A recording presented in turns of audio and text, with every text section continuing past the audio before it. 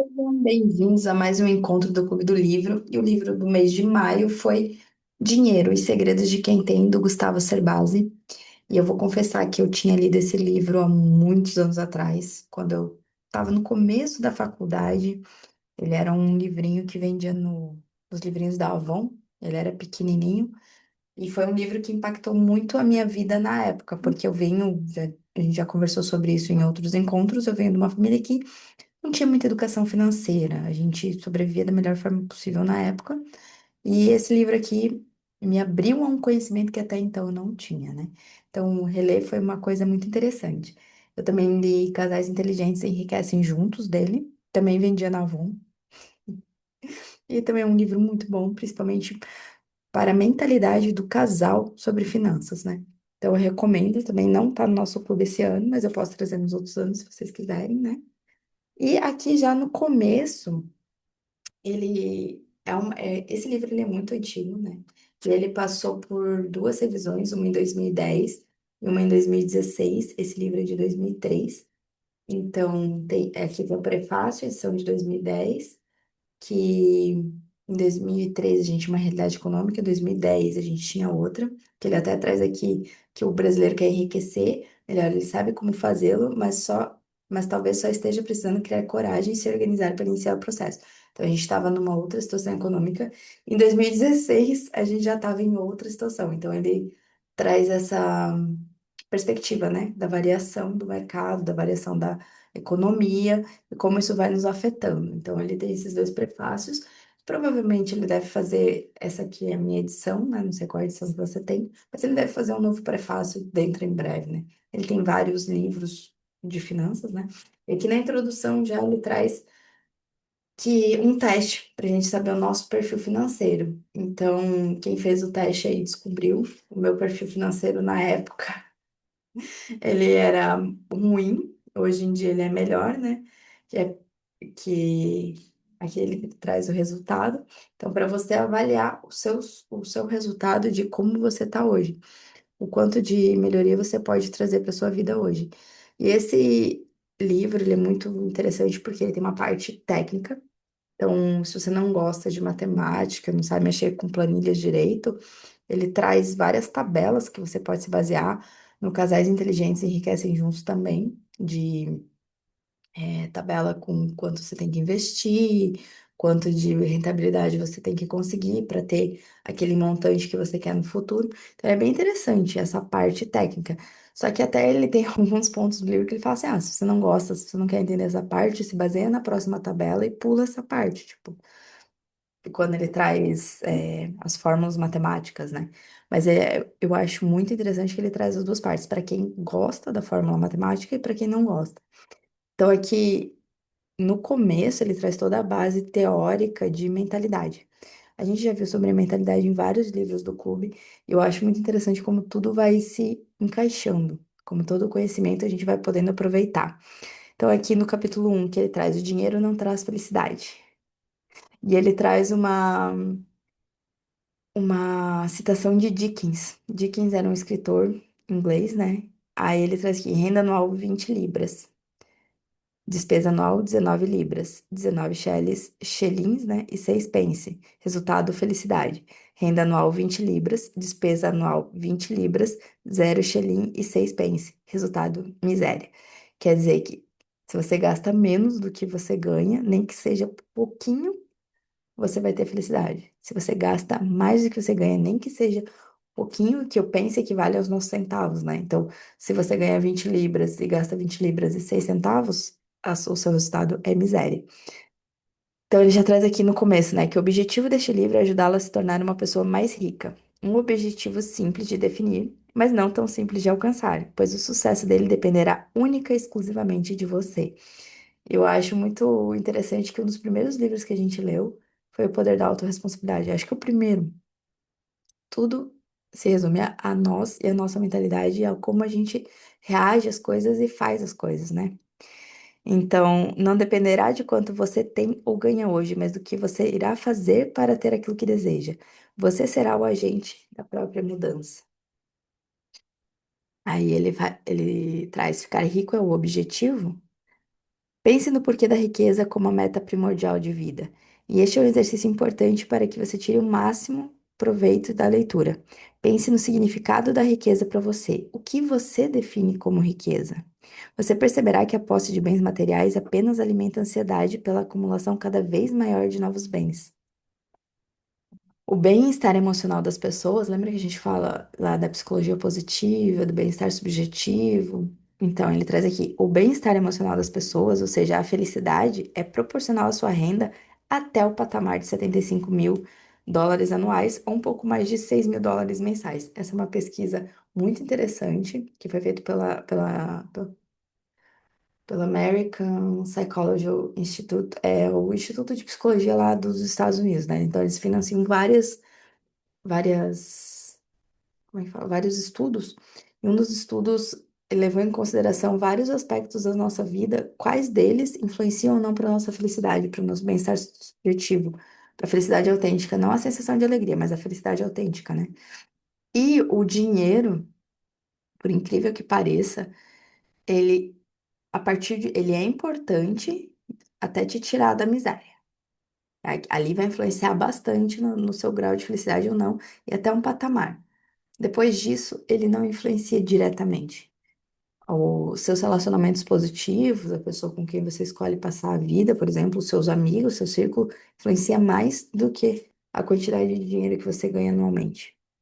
Então, é até esse patamar. E essa pesquisa que ele traz aqui, ou seja, é uma pesquisa antiga, e há muito tempo já se sabe disso. A gente só foi comprovando com mais pesquisas. Acho que tá tremendo, né? Desculpa, gente. Eu me empolgo quando eu vou falar da felicidade autêntica, né? Então, ele traz aqui que a mesma pesquisa afirma que a felicidade aumentava conforme a renda crescia, mas o efeito parava aos 75 mil. Ou seja, uma vez atendidas as necessidades básicas da família, o aumento da renda não conseguia se traduzir em maior felicidade. A renda de 6 mil dólares é compatível com a classe média americana, necessária para bancar a compra da casa própria, de um carro, de uma educação de qualidade para os filhos, mas sem muitos luxos. No Brasil, esse padrão de vida pode ser conquistado com ganhos na casa de 6 a 10 mil reais, dependendo de onde a família vive. Segundo os autores da pesquisa, quando os ganhos estão abaixo desse patamar, os problemas são tão imediatos que é difícil ser feliz. Isso interfere no contentamento com a vida que se leva. Então, abaixo desse nível, influi na felicidade, no bem-estar. Acima, não vai fazer muita diferença. Então, se a gente já está nesse nível, a gente tem que trabalhar nossa mentalidade para ver a felicidade de outra maneira, que é tudo que a gente já vem, né, conversando ao longo do clube. Aí, contudo, diante dos obstáculos para conquistar um nível de renda que lhe garantisse a felicidade, se lhe fosse proposta uma opção entre dois caminhos a seguir na vida, qual você escolheria? Ter muito dinheiro ou ser feliz? A resposta não é difícil. Felizmente, a vida não lhe impõe uma escolha tão impiedosa. Você pode escolher um caminho de coexistência entre riqueza e felicidade, mas não haverá placas na beira da estrada indicando esse caminho. Então, a gente tem que estar atento. Aí ele traz aqui: dinheiro traz felicidade? Antes de receber, antes de rebater com a tão manjada brincadeira, não traz, mas manda buscar, pense no sentido da palavra felicidade para você. Você ainda curte seus prazeres de adolescente? Se não curte mais, em algum momento da vida deliberadamente escolheu deixar curtir esses prazeres? Você já deu essa semana um abraço forte nas pessoas que ama? Conseguiu se espreguiçar na cama por uns 2 minutos hoje de manhã? Se você é pai, quantas horas dedicou ao prazer de curtir o carinho do seu filho na última semana? Quantas horas ficou debruçado na janela para ver o espetáculo que a última chuva proporcionou ao fazer a água correr pela rua? Quantos tipos de cantos de passarinho você consegue ouvir da sua janela ao amanhecer? Há quanto tempo não canta sozinho, não dança sem música e não faz planos para um final de semana em casa? Perceba que muitas coisas importantes da vida são gratuitas. Quantas pessoas estão deixando de curtir as coisas mais importantes da vida? Estão deixando a vida simplesmente passar? Quanto custaria gastar um pouquinho do seu tempo para simplesmente curtir? Nada. Isso é uma reflexão que eu achei muito interessante que ele traz sobre viver a vida no automático. A gente está tão preso na rodinha do rato que a gente não vê. A gente só tá fazendo, fazendo, fazendo, fazendo, que a gente não para prestar atenção, a gente não sai do automático. Isso é muito o que a gente traz do mindfulness também, que é viver o mais presente possível no momento presente. A gente está sempre ou preso em processos de passado ou preso em processos de futuro, pensando o que que eu tenho que fazer agora, o que que vai acontecer. E a gente perde os pequenos momentos. Então, ele continua a reflexão com os dois tipos de pobre. Ele traz pra gente. Perceba bem, as melhores coisas da vida estão disponíveis para qualquer ser humano. Ganhar bem é diferente de ser rico. Convença-se de que sua meta a partir de agora é ter muito dinheiro e também ser feliz. Há dois tipos de pobre: os pobres sem dinheiro e os pobres com dinheiro. Os sem dinheiro têm uma longa batalha pela frente, mas ainda poderão chegar lá. Muito pior é o caso dos pobres com dinheiro, que talvez vejam o dinheiro como um fim em si mesmo e não têm outro objetivo na vida a não ser adquirir bens materiais. É doido, né? Sua riqueza não depende do quanto você ganha, mas de quanto gasta ou do que faz com aquilo que ganha. E aqui ele traz dois tipos de pensamento. Seu pensamento pode ser traduzido como algo do tipo: quando você vê alguém, ao se deparar com alguém que realmente gostaria de ter na vida um objeto de desejo, uma bela casa, um pacote de viagem, um carro muito caro. O pobre, como qualquer outra pessoa, tem sentimentos de admiração e inveja, mas de cara esses sentimentos convertem-se em uma postura de resignação. O seu pensamento pode ser traduzido como algo do tipo: que inveja, que cara de sorte, feliz é aquele que pode ter um desses. Eu tenho que me contentar mesmo com o que eu tenho. Não nasci em berço de ouro. Isso, gente, é uma expressão da mentalidade fixa. Eu nasci assim, eu cresci assim, eu sou assim, eu não posso sair disso. Outras pessoas, porém, talvez não sejam ricas hoje, mas têm grandes chances de se tornar ricas, pois pensam como os ricos. Os sentimentos que passam por sua cabeça diante de um objeto de desejo não são muito diferentes dos de um pobre, mas sua atitude é completamente diferente. Seu discurso seria mais ou menos assim: que inveja, que cara de sorte, feliz é aquele que pode ter um desses. O que será que esse cara fez para conseguir isso? O que será que eu preciso fazer para ter um desses? Isso é a mentalidade de crescimento, né? Se você comparar essas duas frases, esses dois tipos de mentalidade, você vai ver lá no livro também do Mindset, que a gente já viu ano passado, se eu não me engano, né? E ele traz uma reflexão sobre o nosso problema cultural brasileiro. A noção da riqueza da nossa cultura latina está, antes de tudo, associada a bens materiais, ou algo que possa ser mostrado, ou melhor, exibido aos nossos amigos e parentes, para que estes afirmem em couro: você está se dando bem, não? Perceba como isso é verdadeiro no planejamento patrimonial de cada um de nós. Quando a gente está lá na faculdade, a gente quer comprar um carro. A maior parte das pessoas no Brasil, principalmente acho que os homens, mas a gente, as mulheres também, primeira dívida que vão fazer é no financiamento de um carro. Aí depois, ai, quem casa quer casa. E aí você entra no financiamento de uma casa. E assim a gente vai construindo patrimônio. E nem sempre a gente para pensar, para se planejar financeiramente. Ele traz aqui o exemplo da aquisição de um carro, de você guardar o dinheiro antes para comprar à vista. Quantas pessoas no Brasil a gente conhece que fazem isso efetivamente? Que não entram no financiamento? Então, todos começam gerando seus problemas da mesma forma e acabam tentando solucioná-los com ações muito parecidas, usando uma receita que jamais proporcionou felicidade, desfazer-se do que foi construído durante uma vida. Por quê? Porque a gente vai adquirindo coisas, essas coisas vão tendo um custo para a gente manter elas, e conforme a gente vai avançando na nossa vida, quando a gente chega lá, vai se aposentar. Aí a gente se aposenta, a gente não tem o mesmo salário, a gente não consegue manter essas coisas, e aí a gente tem que começar a se desfazer. Se desfaz de carro, de casa no campo, e por aí vai. Por quê? Porque a gente não foi se planejando financeiramente para conseguir manter essas coisas no futuro. Aí ele traz aqui onde está o erro. Aí ele traz o modelo americano, por exemplo, que a grande obsessão de todo jovem americano não é fazer bicos para pagar a prestação do carro. Eles contam com um bom sistema de transporte público e, quando não tem, compram carros que são verdadeiras pechinchas, com vários anos de uso. Todo o seu esforço financeiro está concentrado em conseguir, no menor prazo possível, o sonho de qualquer americano de classe média, o primeiro milhão de dólares. A razão desse primeiro milhão está na conquista da aposentadoria.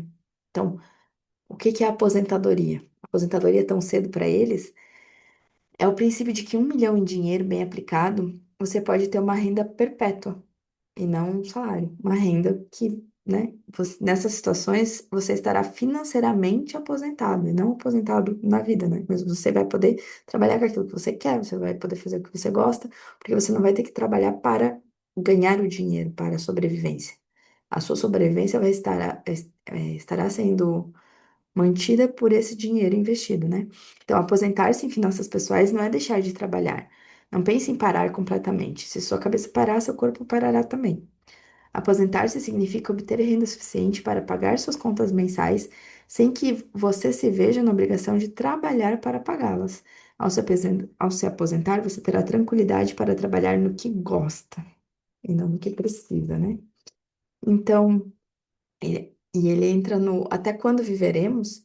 Ele conta uma história que ele foi fazer um plano de previdência e o gerente perguntou quanto que você vai querer retirar e quanto tempo você vai querer retirar. E foi a primeira vez que ele parou para pensar que alguém estava perguntando com quantos anos ele pretendia morrer. Porque se você tem um plano de retirada daquele dinheiro, quer dizer que quando você retirar a última parcela, no outro mês você não vai ter o dinheiro da previdência. Ou seja, ou se você morrer antes, você vai continuar tendo dinheiro. Mas e se você viver a mais? Como você vai fazer para se sustentar daí, né? Aí ele traz aqui, até quando viveremos, você corre o sério risco de precisar pedir dinheiro a seus filhos para sustentar sua velhice. Alguma vez você já pensou em quanto tempo pode viver? Ou quanto tempo gostaria de viver? E o fato é que a expectativa média de vida no Brasil está aumentando. Em 1940 era de 38,5 anos. Em 2010, essa expectativa de média de vida era de 72,5 anos. E dados do censo de 2010 apontavam que o número de brasileiros que têm 100 anos ou mais já era suficiente para encher um estádio de futebol. Completar um século de vida não é mais um fato a ser registrado na imprensa, está se tornando um fato corriqueiro. A medicina está proporcionando às pessoas uma longevidade saudável. Eu lembro de quando eu era nova, quando eu era criança, ver no jornal estampado: ah, a senhora completa 100 anos de idade. Então, era notícia. Hoje em dia, muita gente faz 100 anos. Então, a tendência é aumentar cada vez mais essa média de vida. Algo precisa ser feito. Por onde começar? Este é o momento de mudar o seu futuro. A partir de agora, estaremos traçando o seu plano para tornar-se mais rico em todos os sentidos da palavra. Antes de mais nada, você precisa mudar a sua forma de pensar sobre o futuro. E o objetivo desse livro é fazer com que você fique rico mediante um planejamento simples, objetivo, que possa ser seguido por qualquer pessoa. O rico a que ele se refere é aquele que construiu sua riqueza da mesma forma que você está buscando fazer. O livro Milionário Mora ao Lado mostra que muita gente faz uma ideia totalmente errada de como as pessoas enriquecem. Poucas vezes é uma herança, um diploma de pós-graduação ou mesmo a inteligência que constrói uma fortuna. Com muito mais frequência, esse é o resultado de trabalho duro, economias disciplinadas e um padrão de vida bem abaixo dos meios disponíveis. Tem até uma história de um cara que viveu uma vida simples, simples, simples. Acho que ele era faxineiro de uma escola. E aí ele morreu, ele deixou uma grande herança. Ninguém sabia como essa herança tinha surgido, mas era a disciplina dele de economizar todos os meses. E aí, quando ele se foi, o pessoal ficou surpreso com aquilo. E ele, daí o capítulo 2 ele traz os 4 grandes erros das pessoas pobres. E ele traz uma citação do Padre Cícero. Plante cada dia pelo menos um pé de algarroba, de caju, de sabiá ou de outra árvore qualquer, até que o sertão todo seja uma mata só. Aí traz por que as pessoas não enriquecem?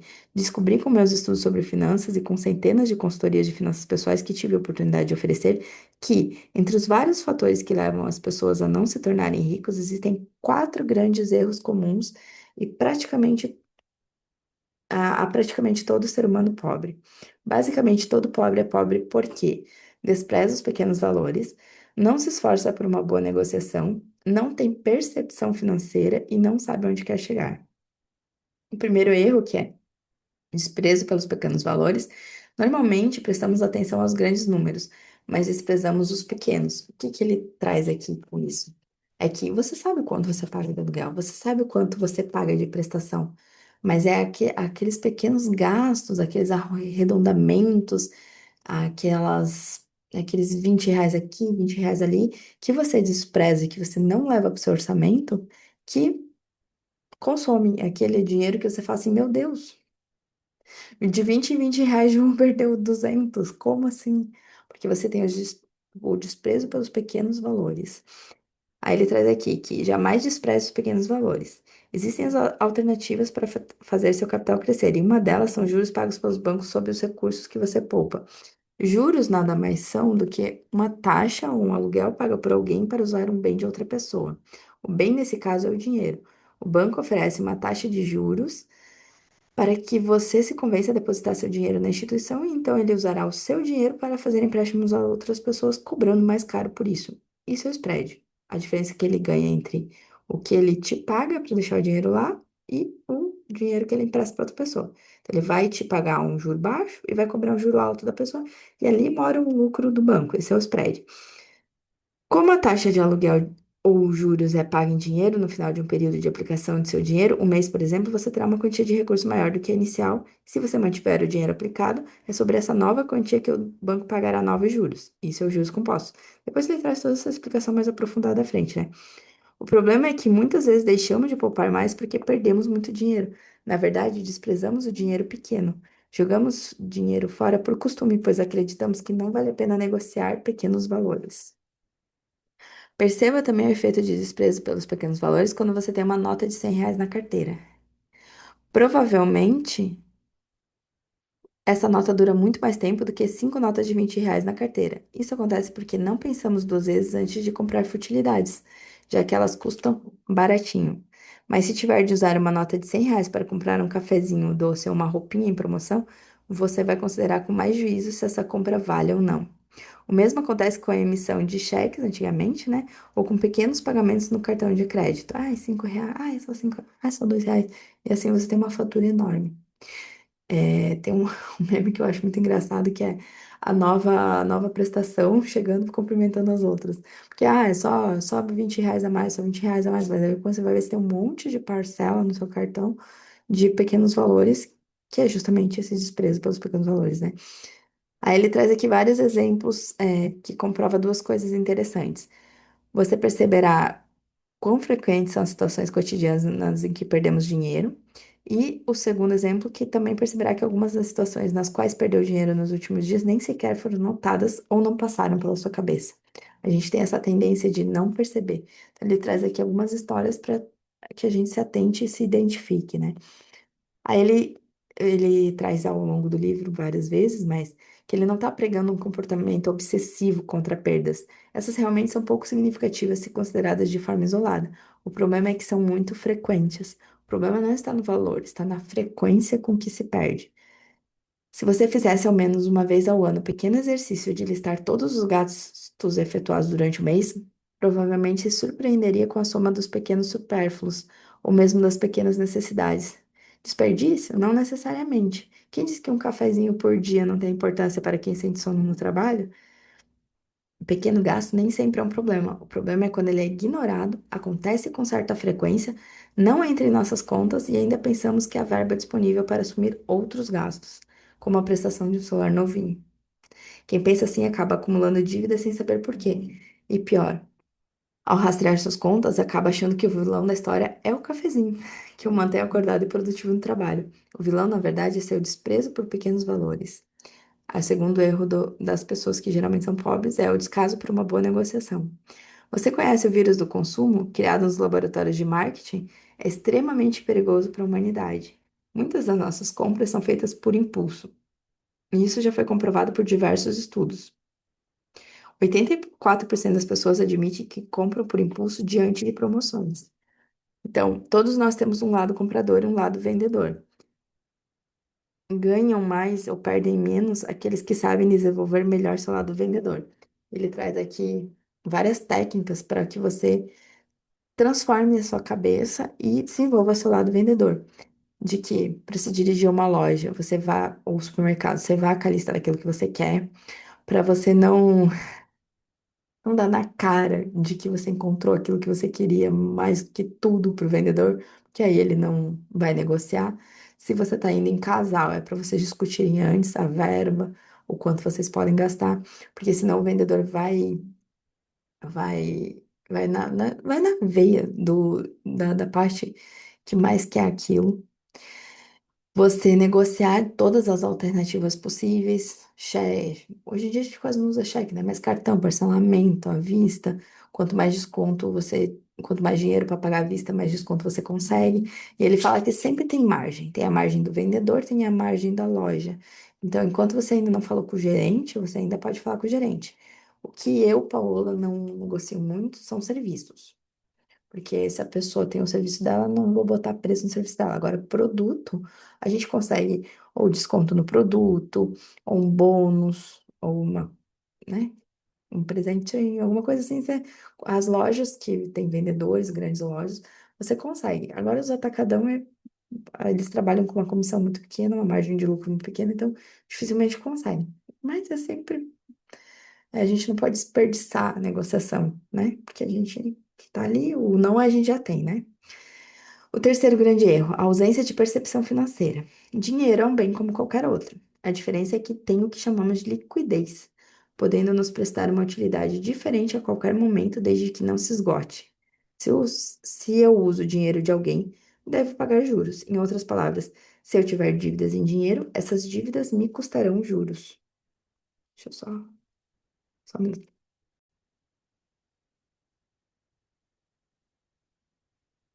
Dívida é qualquer forma de uso de recursos de terceiro, em geral acompanhada da cobrança de juros. Mas não é a simples existência dos juros que deve levá-lo a evitar dívidas. Dívidas fazem mal quando custam caro. Dívidas fazem mal quando os juros são excessivamente altos. Altos em relação a quê? Em relação ao que quer que você faça com o dinheiro que está tomando emprestado. Se ao comprar um carro financiado, você sabe que irá dobrar o preço da tabela ao somar o valor da compra mais os juros, ainda assim desejará comprar o modelo escolhido ou preferirá um modelo mais popular? Se, ao usar o cheque especial, você viabilizar a compra de uma obra de arte que poderá ser revendida por 4 vezes o valor pago, irá se arrepender da dívida? Com a devida percepção financeira, é bem provável que suas dívidas lhe sejam muito úteis. Percepção financeira é pensar como um banqueiro. O banqueiro e também o bom empreendedor é aquele que usa o dinheiro dos outros porque sabe dar a esse dinheiro um fim que lhe renda mais do que o que tem a pagar de juros. Aí aqui ele traz a explicação do spread, né, de como funciona. Perceber como funciona um banco é importante, pois fica claro que algumas pessoas, os banqueiros, usam seu conhecimento e sua credibilidade, nada além disso, para remanejar o dinheiro de outras pessoas e fazer dinheiro para ficar mais ricos. Eles sabem lidar de maneira inteligente com o dinheiro, ou seja, têm percepção financeira. Ninguém deveria pensar em pagar juros se não ficasse mais rico com esses juros. Evite pagar juros mais altos do que aqueles que você recebe de seus investimentos, ou, se aceitar pagar, faça-o consciente dos custos, de que está se assumindo esses custos em função da sua falta de planejamento ou por estar dando ao dinheiro tomado maior utilidade do que teria se poupasse. Aí ele traz os segmentos bancários, né, de private, de pequenas empresas, de pessoa física, de corporate, que quem tem melhores taxas, quem tem acesso aos melhores investimentos, quanto mais dinheiro você tem, né? Então, o segmento de corporate, que são de grandes empresas que movimentam milhões, eles geralmente têm as melhores taxas, têm os maiores retornos de investimentos. Por quê? Porque os bancos querem isso lá. E as pessoas físicas normalmente têm as piores taxas e os piores retornos. E ele traz aqui um conceito muito engraçado que é: há ainda um segmento de clientes muito especiais para os bancos que trazem grandes alegrias aos banqueiros e acionistas das instituições. Um professor dele apelidou esse segmento de PFB. É o segmento de pessoas físicas bobinhas. E o nosso objetivo aqui, então, é não ser mais pessoas físicas bobinhas.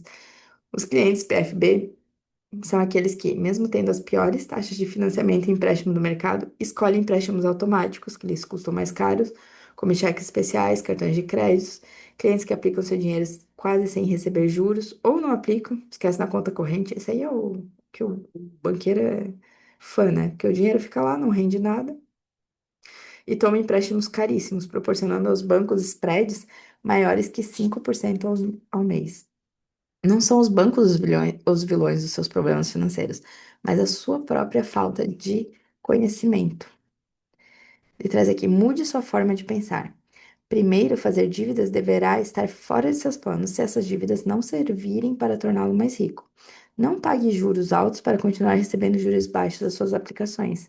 Então, se você tem alguma poupança, não fique pagando juros enquanto você tem uma poupança que rende pouquíssimo. Use esse dinheiro, negocie suas dívidas. Quando eu já contei aqui que eu tive muito dinheiro em dívidas, eu comecei a negociar as dívidas. Eu comecei a oferecer, eu tinha um empréstimo consignado, eu oferecia para os bancos. Eu tomei empréstimos mais baratos para pagar os mais caros. Saiba o valor da sua dívida, o valor real da sua dívida, né? E aí ele traz aqui: que tal se o banco trabalhasse para você? E o quarto erro é o não saber onde se quer chegar. A maioria das pessoas superestima o que se pode fazer em um ano e subestima o que se pode fazer em uma década. Essa frase é do Anthony Robbins, que é um grande coach, né? Aí ele traz aqui: quais são os seus objetivos? Em quanto tempo irá se aposentar? Aí ele pede para você pensar, porque cada pessoa vai ter um objetivo de vida diferente, né? Aí aí você pensa no seu objetivo, mas não basta. O que você está fazendo para conseguir isso? O resultado que a gente tem está na ação. Então, o que você está fazendo para conseguir o seu objetivo?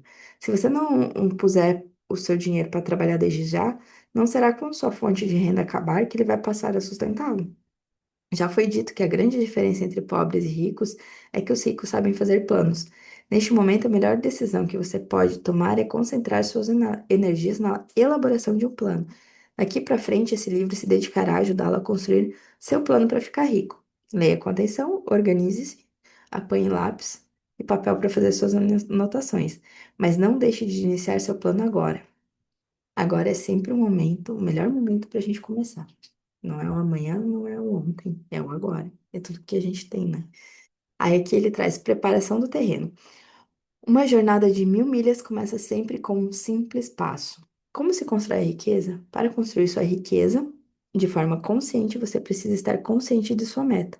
Você precisa eliminar da sua mente algumas crenças ou mesmo bloqueios que até hoje vinham limitando o seu crescimento financeiro. Existem pelo menos 5 crenças ou bloqueios a serem eliminados para começar a formar fortuna. São eles: a crença número 1, a não urgência. Isso não é importante, não é urgente, não é essencial. Outras coisas são mais importantes. Comece agora mesmo o seu plano. Todos têm compromissos, mas considere o compromisso consigo mesmo o mais importante. Tem aquela frase que a gente sempre traz, né? Se você não conseguir cuidar de você, primeiro você não vai conseguir cuidar dos outros. Muita gente vai se ignorando, vai se deixando depois, né? Então é a frase do avião: coloque em você primeiro a máscara para depois ajudar o outro. Se você não estiver bem, você não vai conseguir ajudar o outro. Considere, porém, que quanto mais cedo você começar a enriquecer, mais rico ficará. Por isso, dedique tempo e ponha seu plano em prática. Comece hoje. Se for preciso, durma menos na primeira noite, já que tem os compromissos assumidos. Mas comece o plano hoje. Ele é urgente. Seu futuro é urgente. A crença número 2, o passado. Eu investi no mercado de ações e quebrei a cara. Juro que nunca farei isso novamente. Meu pai perdeu tudo. Não veja o passado como uma aptidão para perdas. Se você ou algum parente seu já perdeu dinheiro investindo, foi porque faltou informação. No mercado financeiro, sempre que alguém perde, há outro que ganha. Não se feche para as lições que a vida lhe ensinou. Estude, procure saber por que perdeu, quem ganhou em seu lugar e o que esse ganhador sabia para ter êxito. Essa é a mentalidade de crescimento, você achar a oportunidade na falha. O mais esperto que o diabo também traz isso. Há sempre uma semente de oportunidade em alguma falha, né?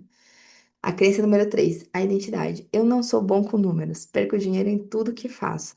Um bloqueio bastante comum, usado frequentemente como justificativa para desperdício. É a falta de habilidade com números.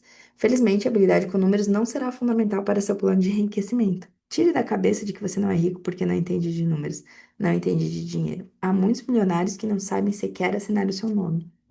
E não acredite em sorte. Quando se diz fulano é um cara de sorte, normalmente se observam apenas os frutos colhidos.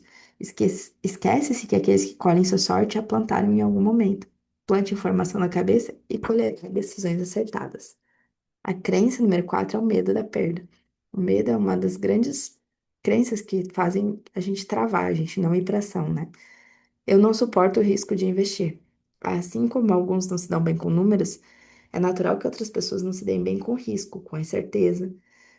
Você deverá correr riscos quando estiver pronto para administrar esses riscos e minimizar seus efeitos. Se você não estiver preparado para correr riscos, isso não será impedimento para ficar rico. Há muitos investimentos de baixíssimos riscos, como os títulos públicos, a própria caderneta de poupança. Então, isso é só uma crença, o medo de perder. E a crença número 5, os recursos. Eu não tenho tempo suficiente para começar, eu não tenho tempo, eu não tenho dinheiro. Essa crença é a mais infundada. Você tem certamente os recursos necessários para começar a ficar rico. Lembre-se de que a riqueza não decorre do quanto ganha, mas de quanto se gasta. Se não começar nunca, carregará pelo resto da vida a desculpa de não ter dinheiro. Todos nós temos tempo, apenas precisamos administrá-lo melhor. As coisas mais importantes vêm primeiro. E aqui ele traz a hora de reunir os ingredientes. A partir de agora, teremos que pôr a mão na massa. O primeiro passo do seu planejamento financeiro é reunir os ingredientes necessários para obter condições de colocá-los em prática. Independentemente da sua estratégia, você precisará contar com quatro ingredientes fundamentais para viabilizar a abundância financeira: tempo, juros compostos, decisões inteligentes e dinheiro. Primeiro ingrediente, você precisa de tempo. Isso você já tem, talvez não use corretamente. Se esse for o caso, pense em mudar sua rotina. Priorize o que for mais importante para você. O tempo é um recurso valiosíssimo, está disponível permanentemente, mas uma vez perdido, não se recupera mais. Então, o tempo como ingrediente fundamental de seus planos deve ser usado para fazer planos, informar-se e investir em conhecimento. Então, em seus planos, o maior investimento em tempo será feito no início para dar forma ao plano. E quanto a informar-se, você precisará encontrar em sua apertada agenda algum tempo diário para manter-se atualizado sobre seus investimentos e novas oportunidades. Mantenha-se informado, atualize-se sempre sobre os investimentos e negócios em que aplicou seu dinheiro e nunca se canse de procurar oportunidades. E, finalmente, uma das melhores formas de investir seu tempo é em conhecimento. Busque novas informações, antecipe-se à mídia, invista em cursos que façam de você um investidor mais eficiente. Aí o segundo ingrediente, os juros compostos. Juros compostos também são conhecidos como ganho sobre ganho. Ou seja, eu investi R$ 100, ganhei um, no outro mês eu vou ter 101 e o rendimento vai ser sobre esses R$ 101. Os juros compostos, no longo do tempo, eles fazem um boom, né? Porque os juros compostos, eles são progressão aritmética geométrica, né? Então, juros sobre juros, sobre juros, sobre juros, vai fazer com que você tenha que investir menos dinheiro para ter aquilo que você quer. E aí ele traz a fórmula dos juros compostos, ele traz tabelas dos juros compostos. E ele traz a matemática dos juros compostos. Aí ele traz inclusive numa tabela diferenciada, né? Não se assuste com as explicações a seguir, elas estão separadas dos textos justamente para que os leitores que não se sintam à vontade com matemática saltem esse trecho, justamente porque ele traz planilhas, para que você não tenha que entender a fórmula. Mas se você gosta de matemática, você entende a fórmula, né? Terceiro ingrediente, tomar decisões inteligentes. Você consegue isso aprendendo a avaliar as coisas de forma mais efetiva. Se não tem experiência com investimentos, esqueça em seu primeiro momento aplicações de riscos, aquelas em que há a possibilidade de perda de dinheiro, como ações, moeda estrangeira e investimentos imobiliários. Comece por investimentos seguros, como planos de previdência, fundos de renda fixa, CDBs dos melhores bancos, mas não deixe de se manter informado, mesmo sobre essas aplicações mais seguras. Faça planos concretos, não sonhe apenas, mas também ponha no papel o que é preciso fazer para atingir as metas de seus planos. O segredo para atingir um objetivo é ter um objetivo bem definido. Aprendi com um professor de marketing onde cursei meu mestrado que bom senso mais informação é igual a uma boa decisão. E ele traz aqui, né? Bom senso mais boa informação é igual a uma boa decisão.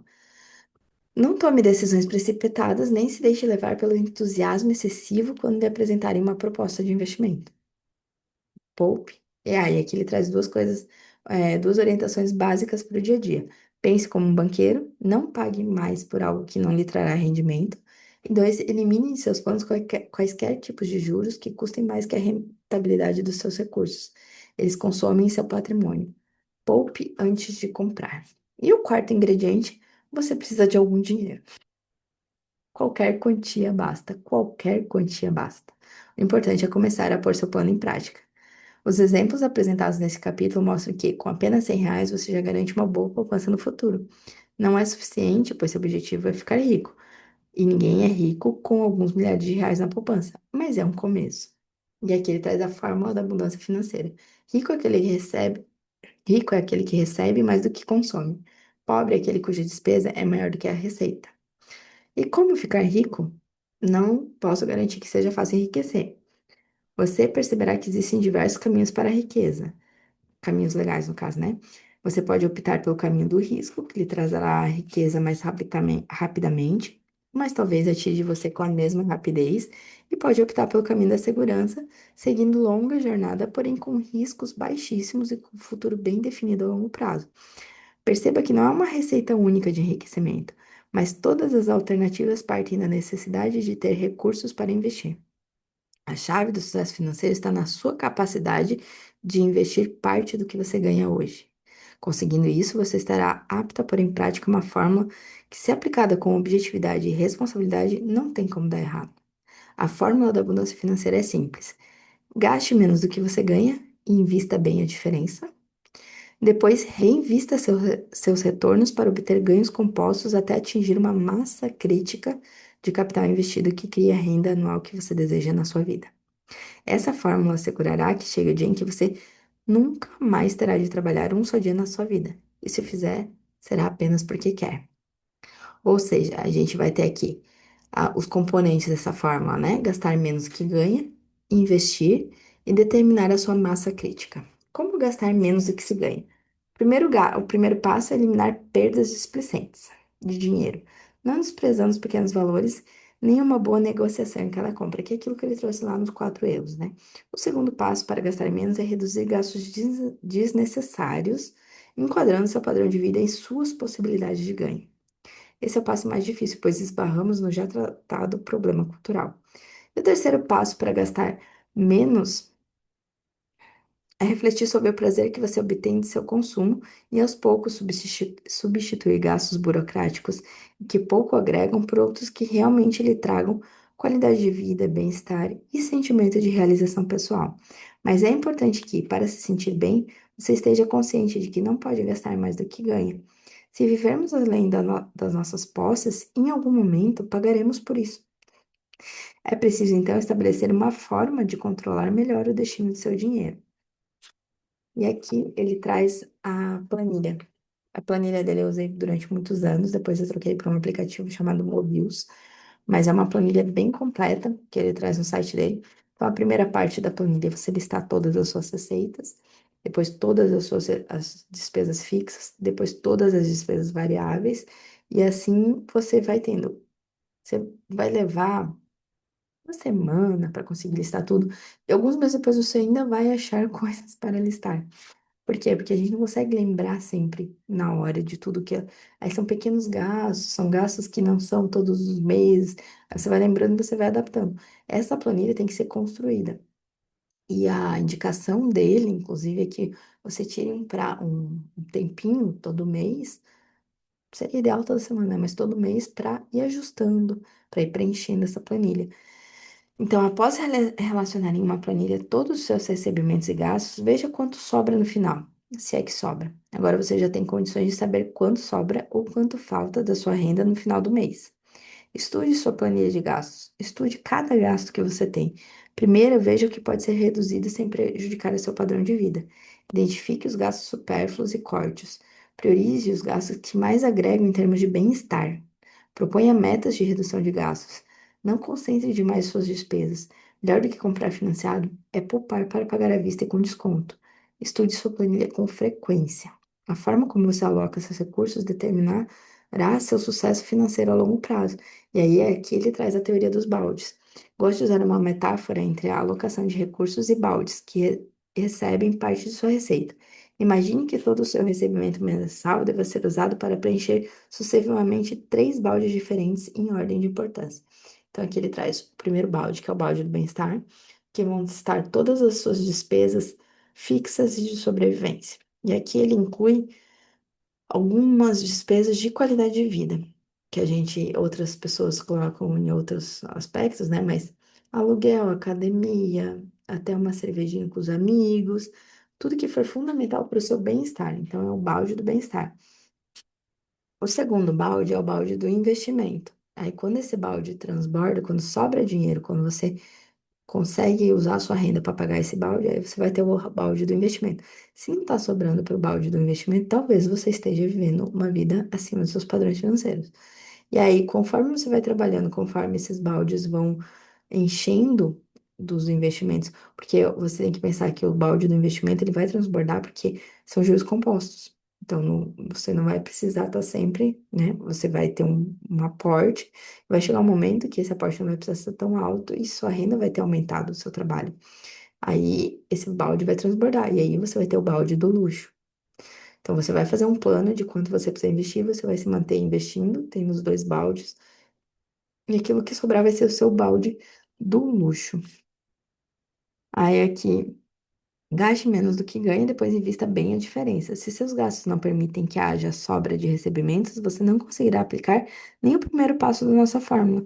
Seus recebimentos devem ser suficientes para pagar pelo menos gastos mensais e planos de investimento. Se seus recebimentos forem suficientes para preencher o balde do bem-estar e houver sobras, esse balde transbordará. E somente quando ele transbordar é que você passará a encher o balde dos investimentos, o segundo mais importante. Não adianta tentar enchê-lo antes, pois você se verá obrigado a esvaziá-lo novamente no balde do bem-estar. As necessidades primárias devem ser atendidas primeiro. Um bom planejamento significa gastar bem e com qualidade o que ganhamos, poupando com disciplina o mínimo necessário para que o nosso bom padrão de vida se sustente no futuro. Estamos tratando aqui de equilíbrio e sustentabilidade, não de obsessão pela poupança. Se você estiver feliz com seus gastos presentes, terá a sensação de ser rico. Se além de feliz você poupar o suficiente para que a felicidade não falte no futuro, a riqueza deixa de ser uma sensação e passa a ser uma certeza. É preciso descobrir, então, quanto deve ser poupado por mês para garantir o que chamamos de dependência financeira. Se seus recebimentos forem mais do que suficientes para encher os dois primeiros baldes, o segundo também transbordará. E aqui surge a oportunidade de testar sua atitude em relação à riqueza. Se você vive bem e poupa o suficiente para continuar vivendo bem, o que fazer com as sobras do dinheiro? Completando os dois primeiros baldes, agora você começa a encher o terceiro e último balde, o balde do luxo. É importante deixar espaço para curtir o luxo hoje. Aprenda a desfrutar daquilo que você tem. Colha o que foi plantado. Só não deixe de ser fiel ao seu planejamento. Encha antes os dois primeiros baldes. Aí aqui ele traz sobre o desenvolvimento do plano. Desenvolva um plano que tenha sentido para você. Esse plano deve seguir o roteiro abaixo, que será detalhado no próximo capítulo. Defina o valor mensal a ser poupado com base na análise da sua real capacidade de poupar. Busque constantemente a melhor alternativa de investimento. Defina a massa crítica e a renda desejada para a aposentadoria. Corrija suas aplicações mensais pela inflação. Reserve-se o direito ao luxo quando houver sobras. Aí a massa crítica, a segunda parte da nossa fórmula da abundância financeira, determina que você deve reinvestir seus retornos para obter ganhos compostos até atingir uma massa crítica de capital investido que cria a renda anual que você deseja para a sua vida. As pessoas diferentes têm diferentes entendimentos de independência financeira. Você terá obtido sua independência financeira quando, através de seus diversos investimentos, acumular uma massa crítica de capital que, investida em um ambiente seguro, a taxa de retorno de, digamos, 8% ao ano, forneça recursos suficientes para que as suas necessidades de segurança sejam atendidas para sempre, sem precisar trabalhar novamente, a não ser que queira. É quando você tem aquela massa a massa crítica é aquela massa de capital que você vai render tanto por mês que te permita viver com isso que aquela massa está rendendo. Aí você não precisa tirar o capital. Então, todo mês ele vai render e o seu patrimônio nunca vai diminuir. E você vai estar sendo sustentado por aquela massa crítica. Aí que ele traz uma distinção clara entre salário e renda. Renda é a remuneração recebida por seus investimentos. Salário é uma espécie de indenização pelo tempo que você abriu mão de seus projetos pessoais e da sua família, dedicando-se ao trabalho, visando ter renda no futuro. Alguém lhe paga salário para que seu trabalho, com que seu trabalho você lhe proporcione ganhos maiores. Então, a massa crítica é esse volume de recursos que você precisa ter em uma aplicação segura, que gere juros sobre esses recursos de forma que a renda gerada após o pagamento de imposto e descontado os efeitos da inflação, seja o suficiente para cobrir todos os seus gastos mensais com segurança. Ao atingir a massa crítica, podemos nos considerar financeiramente independentes ou mesmo aposentados, pois todos os nossos gastos necessários à sobrevivência são pagos sem que tenhamos que trabalhar. Então, o nosso objetivo é determinar a nossa massa crítica. E como que a gente faz isso? Quanto que a gente deve poupar por mês? A gente precisa estudar um pouquinho as taxas de juros. Nem todos irão se sentir à vontade com algumas das fórmulas matemáticas que serão expostas no próximo capítulo, mas não se desanime. Se for o seu caso, leia as páginas com alguém que possa ajudá-los no conceito de matemática. E também serão apresentadas tabelas com exemplos de cálculos mais comuns já feitos, dispensando-se qualquer cálculo matemático do seu plano. Então, aqui tem várias tabelas para você ver o quanto você precisa de massa crítica que você pode aplicar. Às vezes ele dá um exemplo de 1.000, se você quiser 10.000, é só você multiplicar, né? O capítulo 5 é ponha seu plano em prática. Aqui ele traz uma citação de um autor desconhecido. Invista seu tempo antes de investir seu dinheiro e teste sua estratégia antes de arriscar seu dinheiro. Como definir a sua renda desejada? Não é difícil. Um dos conceitos mais utilizados entre as ferramentas da matemática financeira é o de pagamentos uniformes. Quanto devo poupar todo mês em valores iguais e durante certo número de meses para formar uma poupança no valor que eu desejo? Se eu como um bem através de financiamento, qual é o valor que devo pagar todo mês durante certo número de meses, já embutidos nesse valor os juros e o real pagamento devido pela compra do bem? Aí é que ele traz, quanto maior o prazo de aplicação de seu dinheiro, maior será a poupança e maior será o efeito do crescimento dos juros. Juros compostos, né? Juros sobre juros. Então, aqui ele traz exemplos, né, de depósitos mensais. Aqui é o quanto você depositou e aqui é o valor dos juros. Então, aqui, se eu depositar uma aplicação se eu depositar R$ 100 todos os meses e um investimento que renda 0,1% ao mês durante 50 anos, eu vou ter depositado 60.000 e eu vou ter uma poupança de 318.000. Então, se eu multiplicar isso aqui por R$ 1.000, por exemplo, eu vou ter uma poupança de 3 milhões. Se eu depositar R$ 1.000 durante, né, 50 anos. Então, aqui ele traz essas tabelas para a gente saber. E ele traz a fórmula matemática também. Então, quanto mais tempo eu deixo meu dinheiro investido, mais juros eu vou receber sobre eles. Contudo, cuidado, há um erro muito comum cometido por iniciantes que costumam arruinar os sonhos da independência financeira. Lembre-se de que vivemos em um ambiente de inflação. A inflação deve sempre ser considerada em suas análises, por menor que seja. Para que isso aconteça, dois cuidados devem ser tomados. A taxa de juros a ser considerada deve ser obtida de seus rendimentos menos o efeito da taxa de inflação. E após calcular o valor a ser investido todo mês para que sua poupança desejada seja formada, você deve começar a investir esse valor hoje, mas o valor a ser investido no próximo mês deverá ser corrigido pela taxa da inflação e o mesmo deve ser feito mês após mês, durante todo o período previsto. Tomando esses cuidados, você formará a poupança desejada após o período previsto. O valor final de sua poupança, em termos nominais, será bem maior do que 1 milhão, mas será dinheiro suficiente para comprar naquela data futura o mesmo que 1 milhão compra hoje. Por isso que a gente tem que sempre atualizar pela inflação, né? A aplicação de fórmulas matemáticas é extremamente importante para o plano, mas não precisa ser feita com frequência. Mais adiante, apresentarei algumas tabelas muito úteis ao planejamento financeiro. E a consulta a elas dispensa os cálculos iniciais do plano. E aqui ele traz daí a tabela Price, que é a tabela mais usada para financiamento, grandes financiamentos, né, de carro, de casa. Hoje em dia, pequenos bens móveis a gente compra geralmente parcelado no cartão de crédito, a gente não usa muito. Mas o que que acontece com a tabela Price? Você começa pagando muito mais os juros da compra do que abatendo o valor da dívida. Então, aí, se você devolve bem antes, você tem uma restituição menor. Que seria como se fossem os juros que você paga para o seu financiador, de que você não deu dinheiro à vista na hora, né? Ele traz aqui um exemplo para pensar e aplicar. O que é melhor? Comprar ou alugar um apartamento? E essa é uma discussão muito grande no meio de finanças. Você vai falar assim: ah, o que que acontece, gente? Qual que é o melhor? Aí você tem que analisar o que é melhor para você. Quais são as suas condições? Você tem a disciplina suficiente para alugar por um valor e guardar a diferença? Se você não tem, é melhor que você pague a parcela, talvez. Se você tem uma boa entrada e você consegue uma taxa boa de financiamento, talvez seja melhor financiar. Ele traz aqui financiamento, claro, se a renda permite ao casal pagar um imóvel em condição vantajosa em poucos anos, sem desfazer um bom planejamento para a independência financeira, por que não? Lembre-se que os financiamentos são ruins quando os juros são elevados e quando o prazo é muito longo. Então, vai depender muito da oportunidade, vai depender muito da sua situação. Eu sempre duvido muito de pessoas que têm soluções simples para problemas complexos. Então, analisa bem a sua situação. Pode valer a pena, pode não valer a pena, né? E nunca se esqueça da inflação. Um dos pontos de maior fragilidade de um planejamento financeiro está na inflação. Todos sabemos que, mês após mês, os preços aumentam, nosso salário mantém-se estável e nosso poder de compra diminui. Então, a gente tem que estar atento à inflação. Por isso, ao construir nossas simulações financeiras, devemos ignorar o crescimento do dinheiro que apenas compensa a inflação. Adotamos como juros reais apenas os rendimentos que superam a taxa de inflação, para saber exatamente quanto ganhamos no período.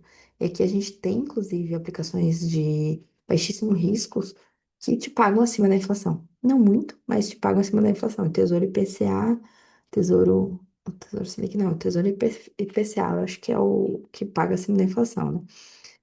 Ele traz aqui que o cuidado com a correção da taxa de juros será fundamental para fazer seu planejamento com os pés no chão. Se isso não for feito, haverá a falsa impressão de que será possível ganhar uma fortuna em pouco tempo.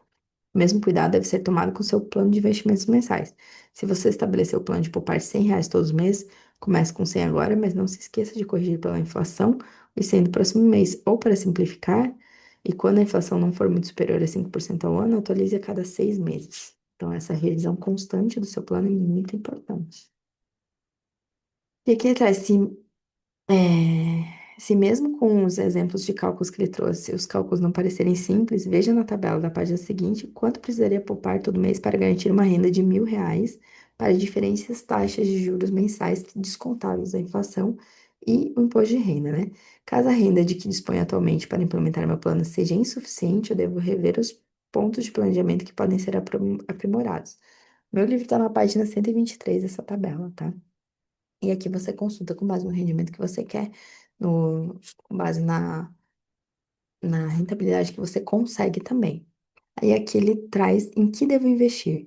Muitos dos leitores céticos e com alguma experiência em investimentos já devem ter questionado até este ponto da leitura a viabilidade de conseguir taxas reais de rentabilidade próximas de 0,6% ou 0,8% ao mês.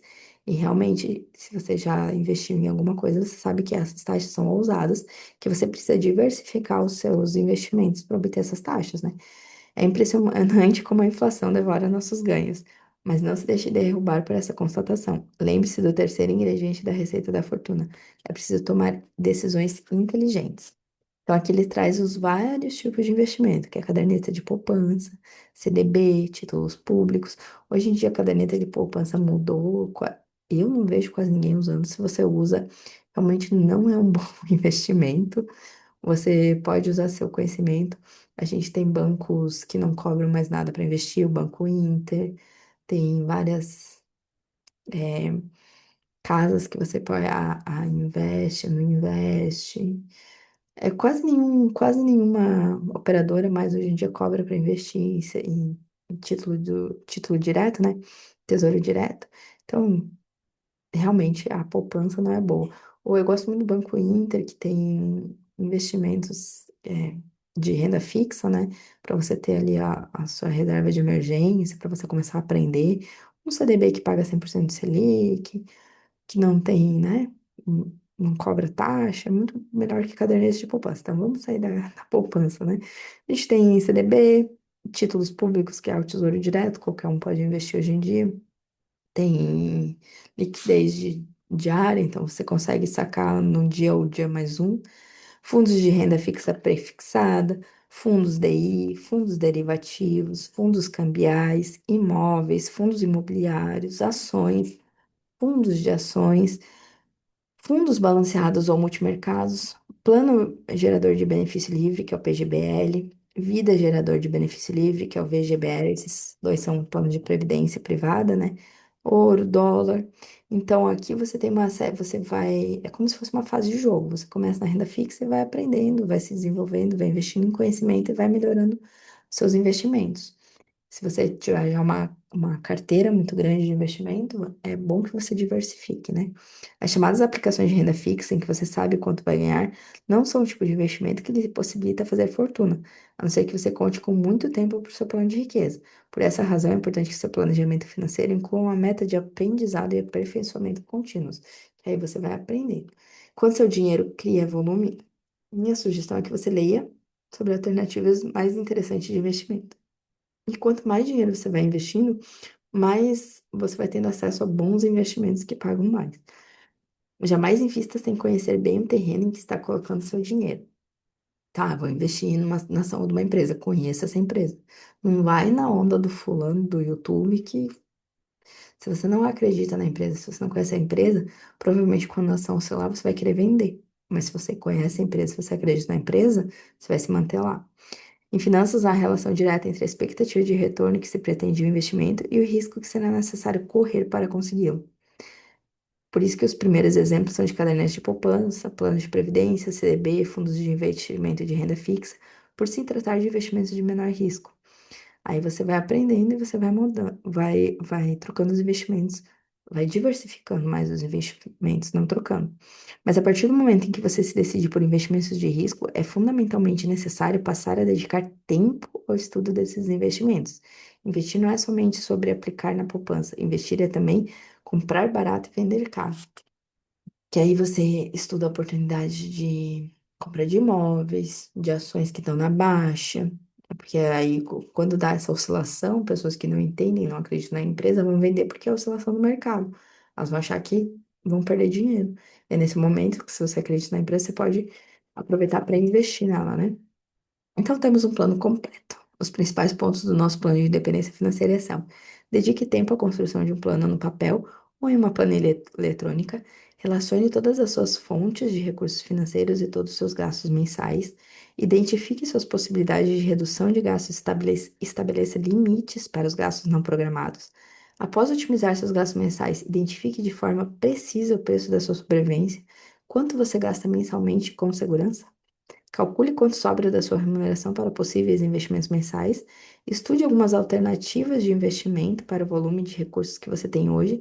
Estabeleça uma meta realista de taxa de juros real possível para fazer seu dinheiro crescer a juros compostos. Essa será a taxa utilizada em suas simulações de renda futura. Estipule uma meta para seu futuro. Que renda você pretende ter ao se aposentar? E quanto tempo pretende poupar? Determine a massa crítica necessária para sustentar sua renda de aposentadoria com base em uma taxa de juros realista e de baixo risco. Determine quanto será poupado e durante quanto tempo para formar essa massa crítica. Verifique se essas condições são compatíveis com as suas possibilidades e expectativas.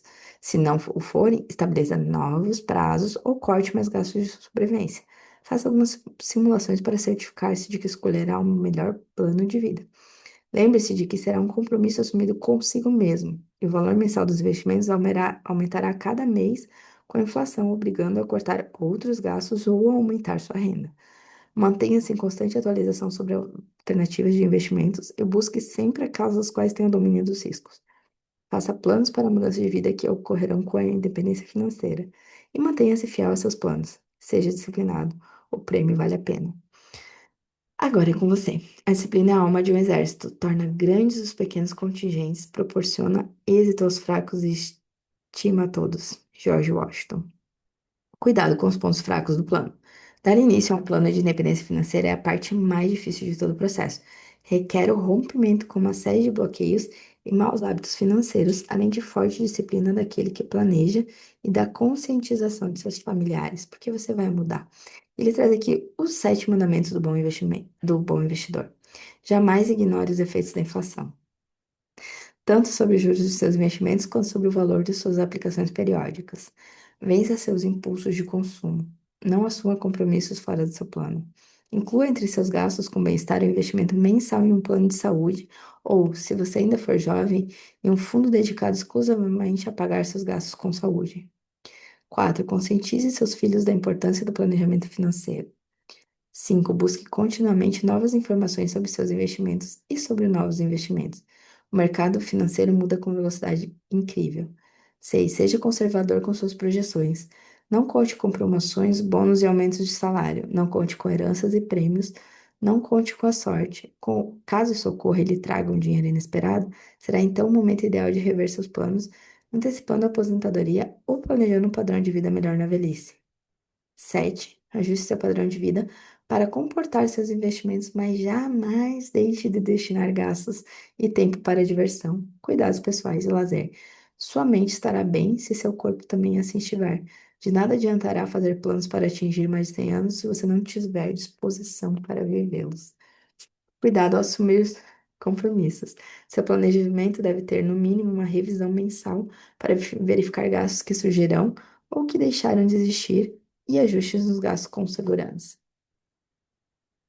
Tenha como componente de seu balde de gastos com luxo investimentos específicos em novos planos, na troca de carro, de casa, aquisição de equipamentos de alto valor. Se ocorrer algum imprevisto, é esse tipo de plano que deve ser suspenso e não seu plano de independência financeira. É que ele traz um bônus sobre dízimos e doações, né? Doar é uma das formas de agradecer por aquilo que conseguiu, tanto no sentido espiritual quanto no sentido de vida em coletividade. Por isso, considera a doação um gasto que deve fazer parte do balde dos gastos com bem-estar.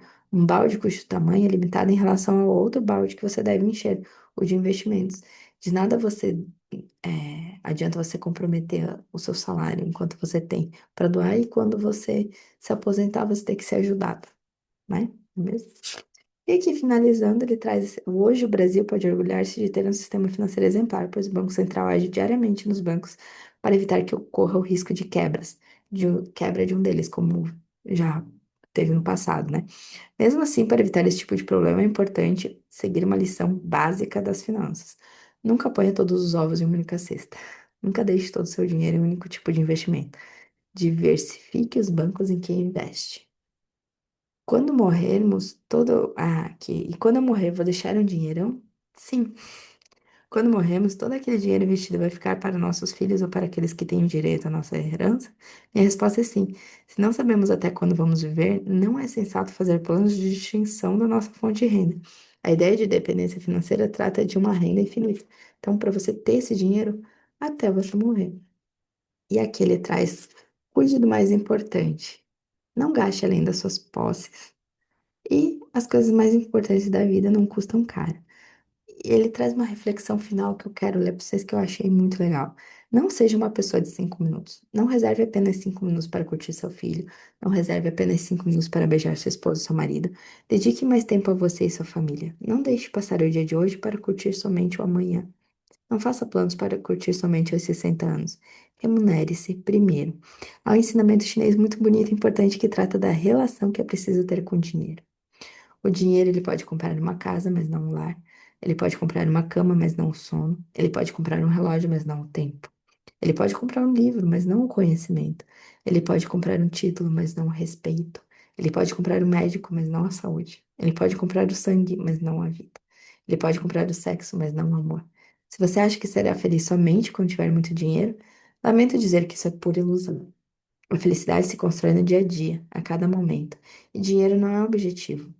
Não é a felicidade. Dinheiro é como um cupom que lhe proporciona meios de curtir aquilo que você ama ou aprecia muito. Não deixe de curtir, pois, se fizer, amanhã será um chato e não terá amigos nem saúde para desejar viver. Então, esses foram os meus insights, o que eu separei do livro Dinheiro e Segredos de Quem Tem, do Gustavo Cerbasi. E nos vemos no encontro do livro de junho, Ego, Seu Maior Inimigo. Muito obrigada pela presença de todos e até o mês que vem.